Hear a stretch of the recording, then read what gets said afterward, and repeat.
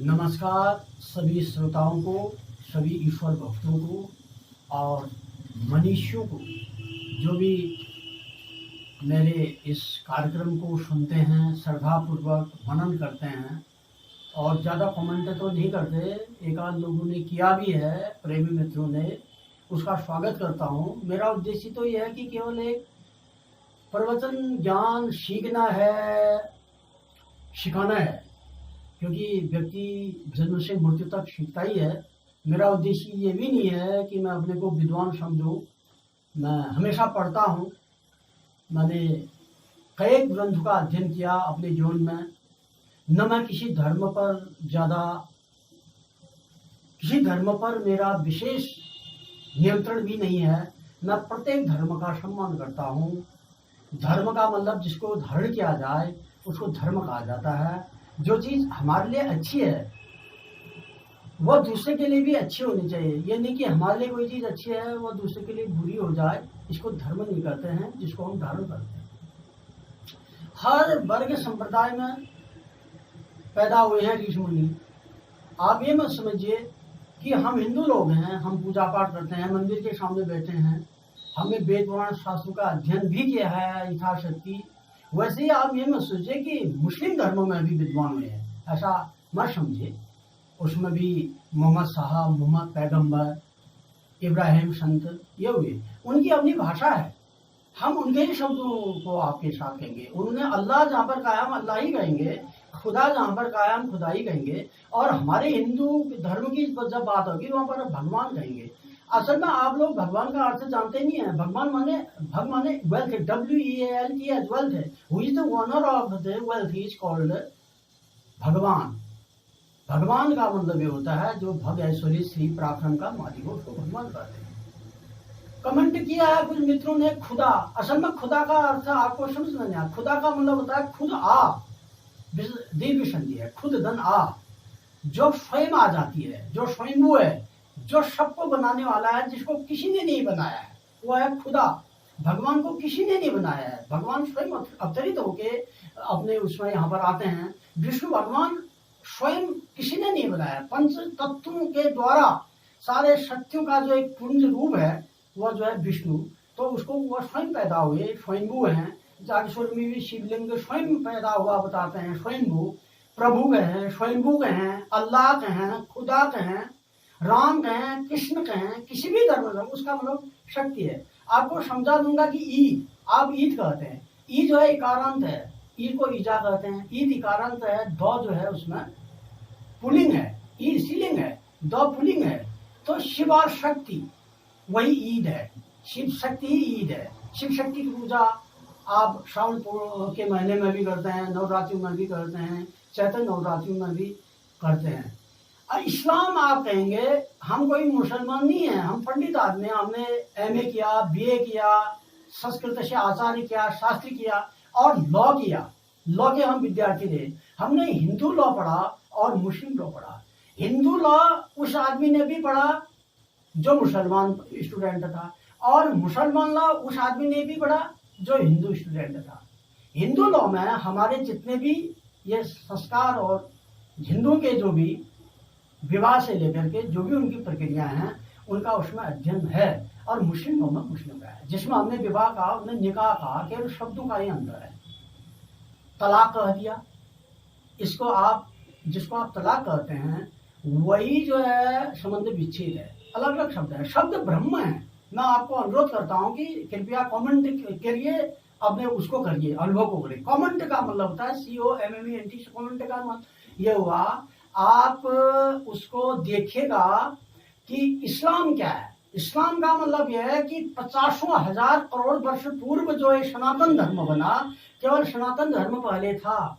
एक व्यक्ति ने एक ऐसा धर्म चलाया जिसमें हिंसा का विरोध हो, अहिंसा परमो धर्म, और पुण्य का जिसमें जन सेवा हो और दया और भाव हो। उस धर्म को जिसने चलाया वो इस्लाम है।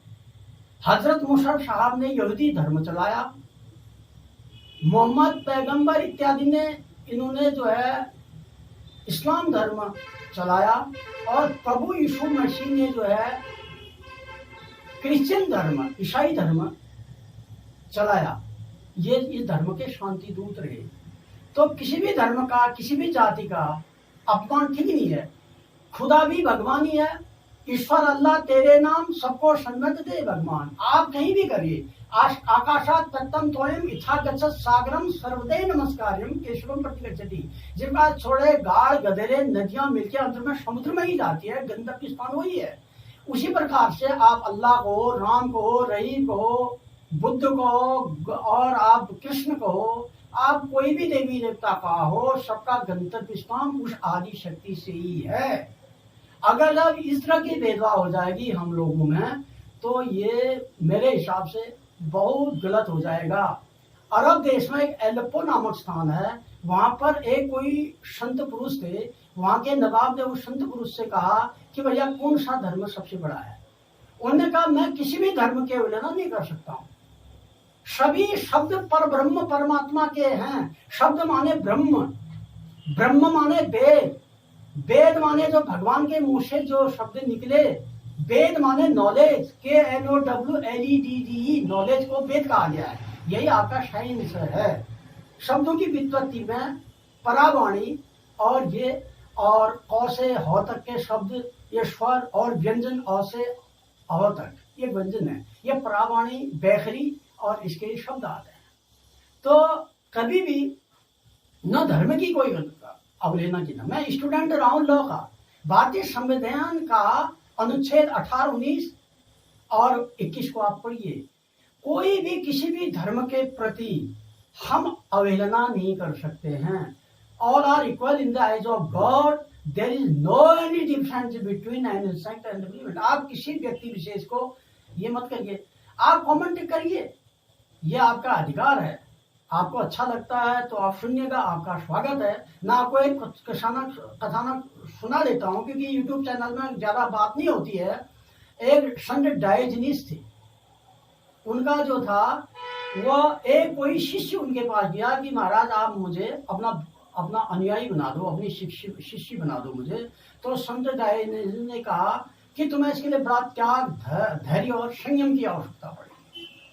अगर जब तुम्हें ये मंजूर है तो मैं बता देता हूँ। उन्होंने कहा महाराज मुझे तो शिक्षा लेनी है और गुरु का तो आदेश मानना है। उन्होंने कहा ठीक है, यदि आप ऐसा मेरी शर्त को मानते हैं तो आप, ये आम का पेड़ सामने है, इस आम की टहनी को आप तोड़ करके रास्ते में बैठ जाए सड़क के किनारे और लोगों से पूछिए, आप अनजान बन जाइए कि साहब ये टहनी मुझे मालूम है किस चीज़ की है, मुझे मालूम नहीं किस चीज़ की है। तो वह आम की टहनी तोड़ करके वह जो व्यक्ति था सड़क किनारे बैठा। जितने भी राहगीर आने जाने वाले थे सबसे पूछता था, महाराज ये किस चीज की टहनी है। कोई कहते थे भैया ये तो आम की टहनी है। क्या मुझे बोल रहे, मुझे तो मालूम नहीं है। अच्छा, वह उसको बताया था कि आम कहे तो कटहल कह देना, कटहल कहेगा तो अमरूद कह देना, अमरूद कहेगा तो कोई और कह देना। लोगों ने उनको ये कहा था संत डायोजनीस से, उसने यही कहा। वह आम, उसको लोग ये कहते हैं कटहल, ये आम की है तो कटहल नहीं, तो कटहल की है। दूसरा कटहल की कहता तो एक कहता अमरूद की है। तो लोग अंत में उसको पागल समझने लगे। उन्होंने कहा ये तो पागल है, बकवास कर रहा है, कोई जरूरत नहीं है। तो ऐसा करके कोई भी आदमी उससे बात करने के लिए तैयार नहीं हुआ। लेकिन एक व्यक्ति मिला, उसने कहा कि इस टहनी को, चाहे आप आम को, चाहे आप कटहल को, चाहे आप अमरूद को, इससे इसके अस्तित्व पर कोई फर्क नहीं पड़ेगा, क्योंकि आम तो हमारी कल्पना है। आम माने खास, हमें अच्छा जो फल लगा हमने कल्पना की कि इसका नाम आम होना चाहिए। मैंगो, आम, रसाल भी इसको कहते हैं संस्कृत में। रस आएगा, रसाल हो गया, तो एक कल्पना हुई। और ऐसी कड़वा करेला हमारी कल्पना हुई, हमारे जीवन में कड़वा लगा तो हमने उसको कड़वा करेला कह दिया, एक कल्पना। उस व्यक्ति ने कहा कि चाहे आप इसको आम कहें, चाहे कटहल कहें या अमरूद कहें, इससे इसके अस्तित्व में कोई फर्क नहीं पड़ता। ये तो कल्पना मात्र से नाम रखे जाते हैं। इस चीज को सोचिएगा कि वंशक्रम के अनुसार हम गांव में एक मेहर का पेड़ कहा जाता है, उसमें कलम कर दी जाती है तो शेर में बदल जाता है। और एक झिंगारू हमारे पहाड़ों में होता था, उसमें कलम करते थे तो वंशक्रम से शेर बन जाता था। ये तो वंशक्रम से आम भी कटहल हो सकता है, ये तो वैज्ञानिक तरीका है, लेकिन इससे आपको कोई फर्क नहीं पड़ता है। इसलिए आप इसके गूढ़ तत्व में जाइए कि नाम जो है ये काल्पनिक होते हैं। नाम अल्लाह के हैं, नाम खुदा के हैं, जो स्वयंभू है, जो खुद आ जाता है, जिसको जानने की जरूरत नहीं है, जो सबको बनाता है, जिसको कोई नहीं बना सकता है, और जो किसी भी रूप में जो है सर्वशक्ति है, स्वयंभू है, ब्रह्म है, और इसको जो है खुदा कहा जाता है। हमारे इस प्रोग्राम में हमने अध्ययन कर रखा है, हमारे इसमें मुस्लिम संतों का भी आएगा जिक्र, ईसाई संतों का भी जिक्र आएगा, गौतम बुद्ध का भी आएगा, और हमारे इसमें यहूदी धर्मों का भी आएगा, पारसी धर्मों का भी आएगा, गुरु नानक के बारे में, सिखों के बारे में मेरे कई किस्में आपके प्रवचन और उसका वो है। उनने भी खुदा कहा है। गुरु नानक जी सिख थे, उनने भी जब एक किसी राजा के दरबार में जब गए थे बाबर के वहाँ, तो उन्होंने खुदा ही कहा था, मैं खुदा का बंदा हूँ, आपका नहीं। तो ऐसे उसमें मत करिए। शब्द ब्रह्म है, शब्द जो है वही चीज है, सभी चीज उसी को जाती है। आप किसी भी नाम से पकारिए, कोई भी करिए, सर्व धर्म संभाव की भावना रखेगा।